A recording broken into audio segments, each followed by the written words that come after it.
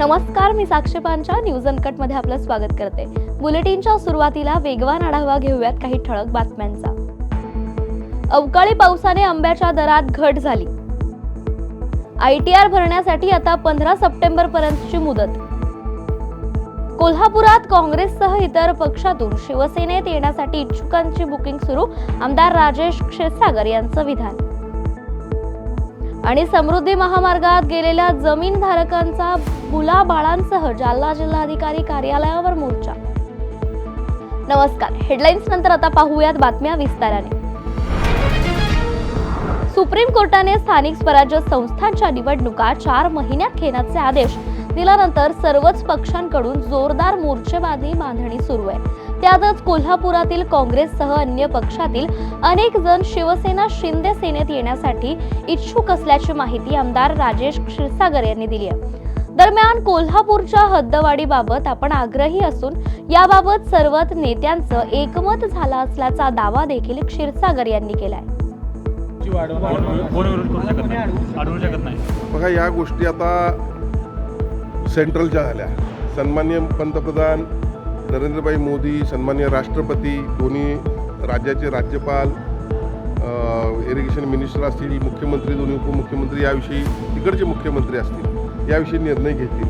पण ठीक आहे, कोणाला तर चांगलं वाटावं म्हणून काहीतरी बोलणं हे ठीक आहे, पण जर खऱ्या अर्थानं या ठिकाणी कर्नाटक आणि महाराष्ट्र काय आपल्या देशाचाच भाग आहे, तर कर्नाटकाची उंची वाढत असताना महाराष्ट्राचं नुकसान होत असेल आणि हजारो जीव या ठिकाणी जात असतील, तर त्याने असं वक्तव्य का करावं? त्यांनी विचार करणं गरजेचं, कारण ते मंत्री, त्यांना मंत्री पद आहे आता, आणि त्यामुळे अशा पद्धतीनं कुणीही बोलत असताना या ठिकाणी सभ्यपणानं किंवा विचार करून बोलणं गरजेचं आहे। त्यांनी याचा विचार करावा।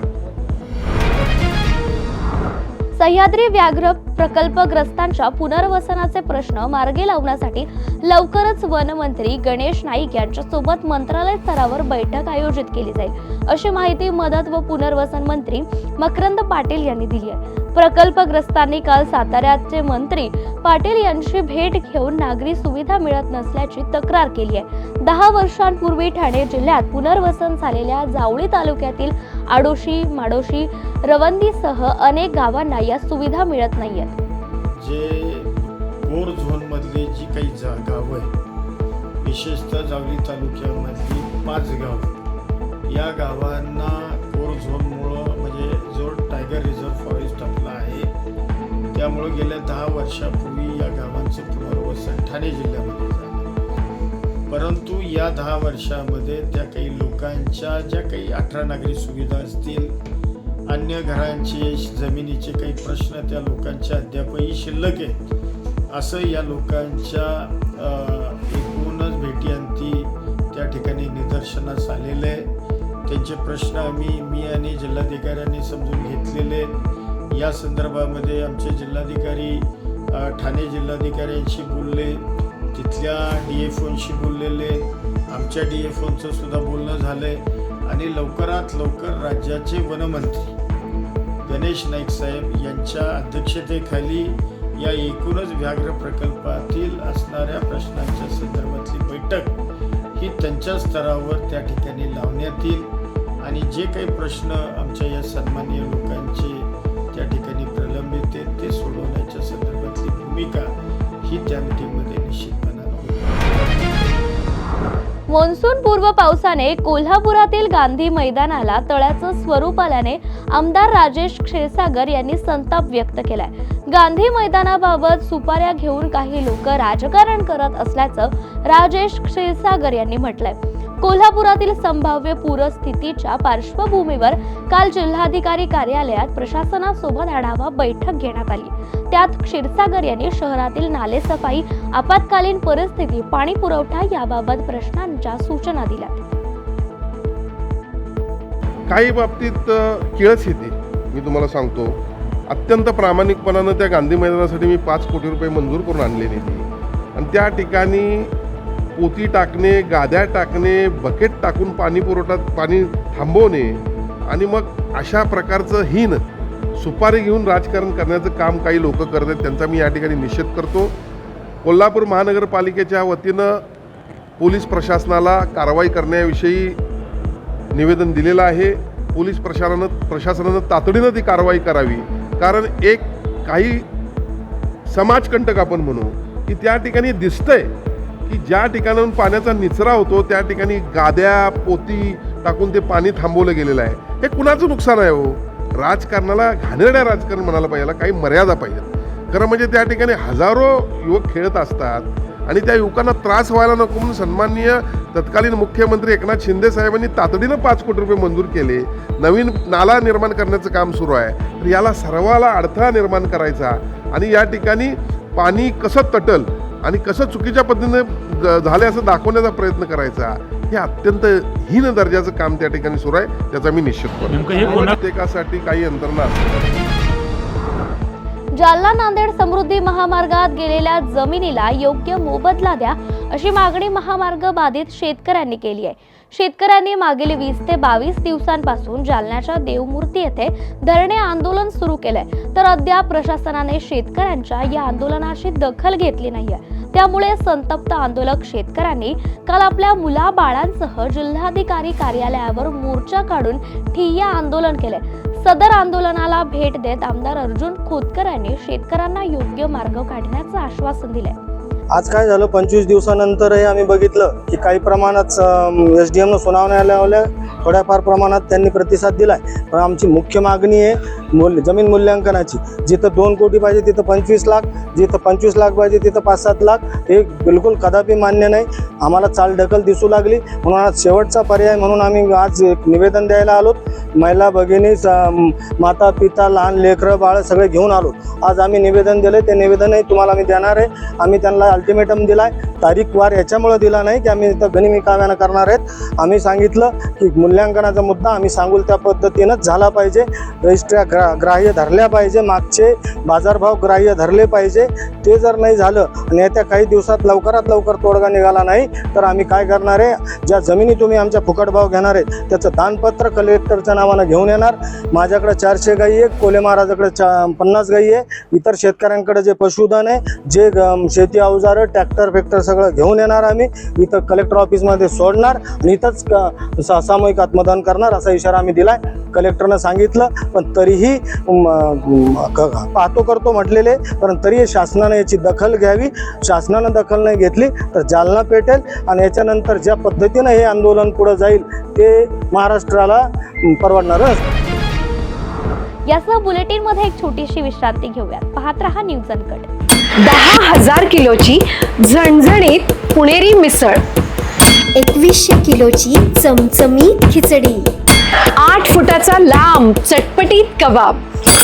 मस्त खा आणि स्वस्त रहा असे म्हणणारे भारतीय खाद्य संस्कृतीचे शिल्पकार जगप्रसिद्ध शेफ श्री विष्णू मनोहरजी लवकरच आपल्या भेटीला येत आहेत अनकट स्पेशल या सत्रात. विश्रांतीनंतर पुन्हा एकदा स्वागत. पाहुयात उर्वरित काही महत्त्वाच्या घडामोडी. सद्यस्थितीत ITR फॉर्मसाठी आवश्यक असलेली ऑनलाईन यंत्रणा उपलब्ध नसल्याने आयकर रिटर्न भरण्याची शेवटची तारीख आयकर विभागाने 31 जुलैवरून 15 सप्टेंबरपर्यंत केली आहे. नियमानुसार ITR भरण्याची सुरुवात 1 एप्रिलपासून होते, परंतु यावर्षी ऑनलाईन यंत्रणेच्या अडचणीमुळे ही प्रक्रिया उशिरा होतीये. ITR भरण्याची प्रक्रिया जूनच्या पहिल्या आठवड्यापासून सुरू होऊ शकते, तर याचा फायदा टॅक्स धारकांना होताना दिसतोय. 19 जून रोजी संत ज्ञानेश्वर महाराजांचा पालखी सोहळा आषाढी वारीसाठी आळंदी येथून मार्गस्थ होणार आहे. त्याच पार्श्वभूमीवर पुण्याचे जिल्हाधिकारी जितेंद्र डुडी, पोलीस अधीक्षक संदीप सिंगेल यांनी आळंदी ते नीरा या पालखी मार्गाची पाहणी केली आहे. महामार्ग आणि पालखी तळावरील अडीअडचणी समजून घेत त्यांनी संबंधितांना सूचना देखील दिल्यात. यावर्षी गेल्या वर्षीपेक्षा दुप्पट वारकरी येणार आहेत, तर या सोहळ्यामध्ये सहभागी होणार आहेत असं गृहीत धरून नियोजन करण्यात येत असल्याची माहिती सोहळा प्रमुख भावार्थ देखणे यांनी दिली आहे. किती लोक या सोहळ्यामध्ये सहभागी होतील असा अंदाज होता? ह्या सोहळ्यामध्ये एक तर सांगितलं की रविवार असल्यामुळे पुणे ह्या हद्दीमध्ये येण्यासाठी, पुणे शहरातून सासवडला येण्यासाठी भरपूर गर्दी असणार आहे आणि आमचा असा अंदाज आहे की साधारणपणे पर्वकाळ बघता 750वं जन्मवर्ष आहे ज्ञानेश्वर माऊलींचं. दुसरी गोष्ट, पाऊस झालेला आहे त्यामुळे बऱ्यापैकी मराठवाडा त्या भागामध्ये पेरण्याही काही प्रमाणात झालेल्या आहेत, त्यामुळे तिथले वारकरी जास्त असतात. म्हणून दुप्पट असं नाही म्हणणार, पण मागच्या वर्षीपेक्षा 1.5 तर 100% हा पालखी सोहळा असणार. अमरावतीच्या पंचायत समितीमध्ये काल परिचालकांची मीटिंग सुरू असताना काही कारणांवरून पंचायत समितीचे गट विकास अधिकाऱ्यांनी परिचालकांना हाकलून दिलाय. यामुळे संतप्त परिचालकांनी काम बंद आंदोलन करत गट विकास अधिकाऱ्यांचा निषेध केलाय. ते जोपर्यंत माफी मागणार नाही तोपर्यंत आम्ही काम बंद आंदोलन करू असा इशारा यावेळी परिचालकांनी दिलाय.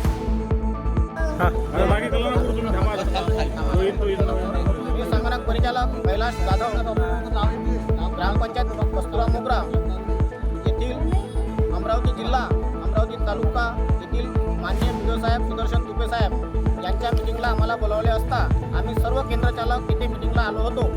परंतु साहेबांना आम्हाला अतिशय उत्कृष्ट दर्जाची जे वागणूक दिली आहे त्याबद्दल आम्ही संपूर्ण तालुका साहेबांवर नाराज आहोत. साहेबांनी आम्हाला डायरेक्ट मिटिंगमधून बाहेर निघून जा, बाहेर जा अशी या भाषेत आम्हाला बोलणे दिले आहे. त्याबद्दल आम्ही संपूर्ण तालुका अमरावती तालुक्याच्या वतीने संपूर्ण कामबंद आंदोलन पुकारत आहोत. जोपर्यंत साहेब आम्हाला पंचायत समितीच्या बाहेर येऊन माफी मागत नाही तोपर्यंत आम्ही संपूर्ण संगणक परिचालक कामबंद ठेवत आहोत. गोंदियाच्या भूमी अभिलेख कार्यालयातील कर्मचाऱ्यांनी आपल्या तांत्रिक वेतन श्रेणी आणि इतर प्रलंबित मागण्या करत बेमुदत काम बंद आंदोलनाला सुरुवात केली आहे. हे काम बंद आंदोलन संपूर्ण राज्यात सुरू असून गोंदियात देखील हे आंदोलन सुरू झाल्याने सामान्य लोकांना मोठा त्रास सहन करावा लागतोय. याच अनुषंगाने लवकरात लवकर प्रशासनाने मागण्या पूर्ण कराव्यात अशी मागणी कर्मचाऱ्यांसहित नागरिकांनी केली आहे.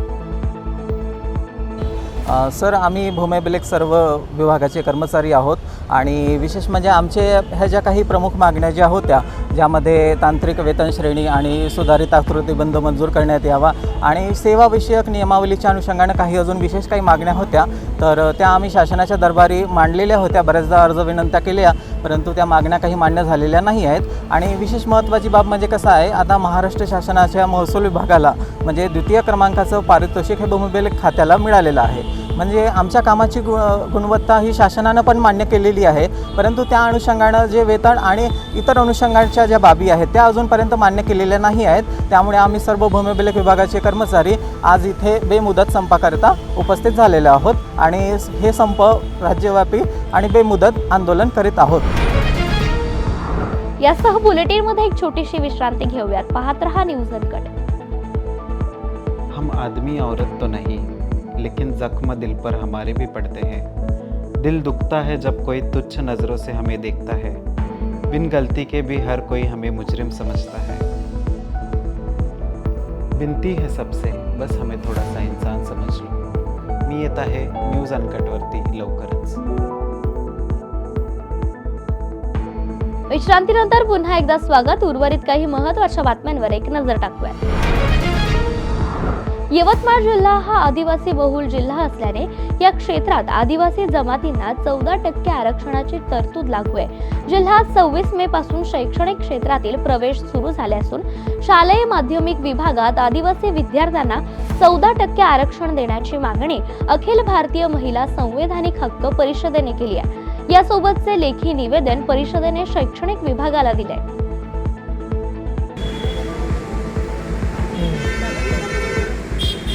तुमचं नाव काय आहे? माझे नाव मनीषा किरणकर.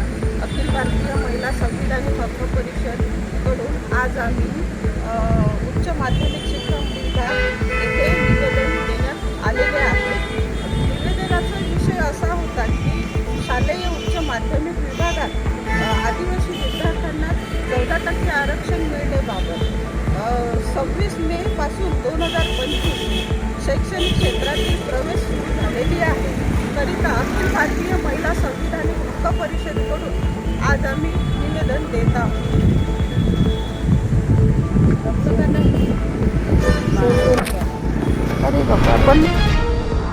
गेल्या 8 दिवसांपासून कोल्हापूर जिल्ह्यात मान्सून पूर्व पावसाने धुमाकूळ घातलाय. त्यामुळे राधानगरी तालुक्यातील राऊतवाडी धबधबा मे महिन्यातच पहिल्यांदा प्रवाहित झालाय. हा धबधबा पर्यटकांच्या आकर्षणाचा केंद्रबिंदू असून या ठिकाणी पावसाळ्यात पर्यटकांची मोठी गर्दी असते. धरण पाणलोट क्षेत्रासह कोल्हापूर जिल्ह्यात मान्सून पूर्व पावसाने जोरदार वर्षाव केल्याने नद्यांच्या पाणी पातळीत देखील वाढ झाली आहे. त्यामुळे जिल्ह्यातील 19 बंधारे पाण्याखाली गेल्याचं पाहायला मिळालं. मागील 1 आठवड्यापासून अवकाळी पावसाने चांगलीच बॅटिंग केल्याने छत्रपती संभाजीनगर मधील शेतकऱ्यांचं मोठं नुकसान झालंय. या वादळी पावसाने आंब्याच्या बागा उद्ध्वस्त झाल्या असून आंबा उत्पादक शेतकरी मोठ्या अडचणीत सापडलाय. अशात शेतकरी मिळेल त्या भावात आंबा विकून मोकळे होत असल्याने आंब्याच्या दरात मोठी घट झाल्याचं पाहायला मिळतंय. याचा आढावा घेतलाय प्रतिनिधी संजय आहेर यांनी. आज मी छत्रपती संभाजीनगरच्या जाधववाडी या भाजी मार्केटमध्ये आहे. आपण जर पाहिलं तर आता मागील काही दिवसापासून जे आहे ते पावसाने जे आहे ते थैमान घातलेलं आहे, त्यामुळे भाजीपाल्याचे देखील रेट पडलेले आहेत. त्याचप्रमाणे जे आहे तर आंब्याचे जे खवळे आहेत त्यांना देखील आता आनंदाची बातमी आहे. कारण आपण जर पाहिलं तर आज आंब्याच्या मार्केटमध्ये मात्र आंबा जे आहे तर बऱ्याचशा प्रमाणामध्ये पडल्याचं आपल्याला पाहायला मिळतंय. अक्षरशः निश्चयांक दर देखील आता आंब्याला मिळाले 30 रुपयापासून तर 40 रुपये किलो प्रमाणे जे आहे तर ठोक केसर आंबा जे आहे तो विकलेला आहे. आपण पाहू शकतो या ठिकाणी मात्र आज जालन्याच्या जाधववाडी हे जे मार्केट आहे या ठिकाणी आपण पाहतो मुबलक छत्रपती संभाजीनगरच्या मुबलक आंब्याचा पुरवठा मात्र या ठिकाणी होताना आपल्याला दिसत आहे. कारण शेतकरी जे आहे ते आता धास्तावला आहे. जर असाच कंटिन्यू पाऊस राहिला तर त्यामुळे मात्र आणखी आंब्याचा दर घसरतील किंवा आंबा खराब होईल. त्यामुळे मात्र आता शेतकऱ्यांचे आहे तर आपले आंबे उतरून मार्केटमध्ये आणण्यास सुरुवात केलेली आहे. आपण पाहू शकतो या ठिकाणी मोठ्या प्रमाणामध्ये आंबा विक्रीला आलेला आहे आणि त्यामुळे मात्र आता आंब्याचे दर देखील घसरलेले आहे. मात्र खवयामध्ये मात्र आता आनंदाचे वातावरण आहे की खवयासाठी जर पाहिलं आपण तर आंब्याचे दर जे आहे ते 50 रुपयापासून तर 60 ते 70 रुपये दराप्रमाणे आता आंबा इथं मिळत आहे. त्यामुळे मात्र आता आपण जर पाहिलं शेतकरी देखील मात्र आता नाराज झालेला आहे. कारण आंब्याचे दर खाली पडल्यामुळे मात्र आता शेतकऱ्यांमध्ये प्रचंड रोष निर्माण झालेला आहे. शेतकऱ्याची हीच अपेक्षा आहे की सरकार कुठेतरी त्यांना अनुदान जे काही गारपीट झाले त्याचं अनुदान देण्यात यावे. आणि मात्र दुसरीकडे जर पाहिलं तर जे काही आंबाप्रेमी आहेत खवये जे आहेत ते त्यांच्यामध्ये मात्र आनंदाचं वातावरण आहे. कारण की अवक्यामध्ये आता आंब्याचे दर आले तर 50 रुपयापासून तर 70 रुपये किलो प्रमाणे आता आंबा छत्रपती संभाजीनगरच्या जाधववाडी मंडीमध्ये आता मोठ्या प्रमाणात उपलब्ध असल्यामुळे मात्र एक आनंदाचं वातावरण पाहायला मिळत आहे. संजय आहेर, न्यूज अँकर, छत्रपती संभाजीनगर. आणि या बातमीसह मॉर्निंग बुलेटिन मध्ये इथेच थांबूया. ताज्या बातम्यांसाठी पाहत रहा न्यूज अँकर.